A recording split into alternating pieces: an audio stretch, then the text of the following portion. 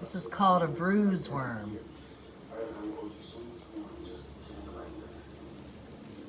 He looks like a caterpillar.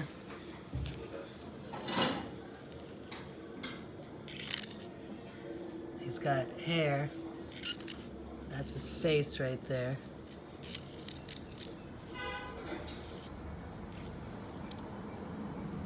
And he's called a bruise worm because if you step on him, he'll land you in the hospital. Another poisonous creature here to be found. The bruise worm.